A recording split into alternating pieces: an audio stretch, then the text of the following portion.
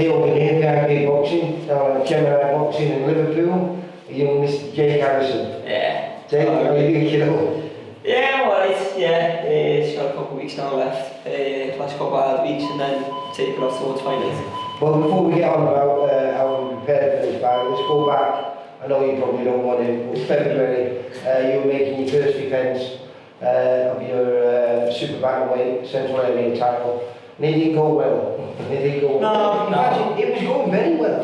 It was going very well until the fourth round. And he threw a horrendous big overhand right, which I'm surprised you got up from, but you did. And then thought he might have recovered, but then he called it another peach of a left hook in the next round. Yeah. And you didn't recover from that one, mate. No. But that happens. Boxing, innit? Can be going right, and then all they have to do is get one right punch. You know what's weird about it? We was talking when I came down here to catch up with your stablemate, Alex, who I fight before me last time out when he picked up his first stoppage. Yeah. But I was talking to him when I was talking to you, and we were saying when we watched it back, you didn't do much wrong. No, just that fucking split second, like after a punch and he threw at the same time, just landed.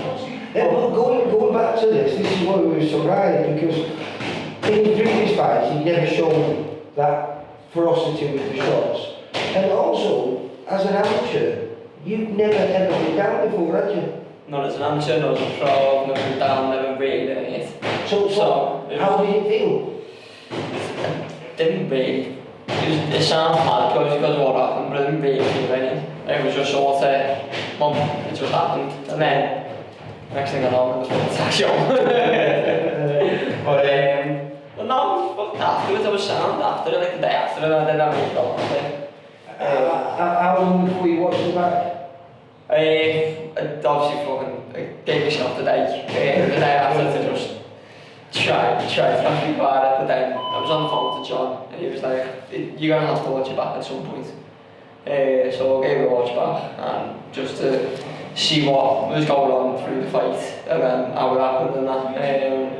Because just before that first knockdown, you just landed a belting backhand right on his face. Yeah. And then he just slipped it in over the top, didn't he? Like I say, there's not really where you can pinpoint where you switched off or you got a bit blasé. None of that. It was just two perfect punches, wasn't it? Yeah, that's it. Like I said, there's nothing you can really do less shit like that. But just gotta lay in from it and go again. So now you've been back training. How long were you back before you came back to the gym? I was back in the week after. Yeah. Yeah. I don't really like staying at the gym for too long. Did what as well? No, that and a case of sort of just like I just get bored. If I'm not in the gym doing it, if I'm not doing so, I just get bored. So I presume you've been back sparring. Yeah. It's never happened to you before. Yeah. So how did you feel when you first got back in there? You first got a good tag in there. Because I watched you have some brilliant spars. And like I say, your chin has never been in question. So has it left any doubts in your mind or? No, but the first part was always going to be the one where it was sort of like, let's see if it's done anything. But the first part, got caught with a couple of good shots. But the first part, I think I'm going to let go a little bit rusty. Got caught with a couple and I was like, yeah, there's no danger here. Yeah, so you're happy now? Yeah. Excited to be back? Oh, can't wait. As soon as I got out of there, I wanted to be back in there just to start setting things right, but get a chance in a few weeks. Yeah, listen, you get that chance on July the 6th when we return back to Grand Central Hall in Liverpool on a good little card. But like I say, it's just a fight to keep you on, to get you back to winning ways. Yeah. And I presume, like I say, you will feel that one jump straight back in the deep end. And perhaps, would you look to regain that title or if anything, stay off and do something on a big stage? Would you be willing to take that? Yeah, of course. Like you said, this fight is get back to winning ways, get yourself back on the track of where it should be, because it's obvious that like, I can't jump straight back in to where I was. So I need this to get me back on the track, and then you see what goes towards the back of the year. A little 6 round of this? Yeah, it's like 6 round, ease myself back into it. But yeah, and then you see what, get through this and see what Steve's got for me towards the end of the year.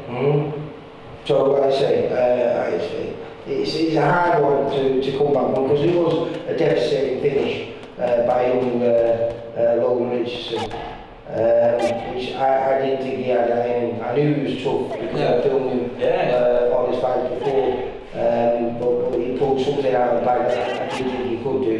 Do you think that might have been something in your head where you maybe slightly underestimated? I don't know if it was an underestimation, but it was just sort of like we hadn't seen him do any damage in any of his fights. And like he was able to go a few shots in some of his fights, and he didn't look like he could do damage. He probably just edged.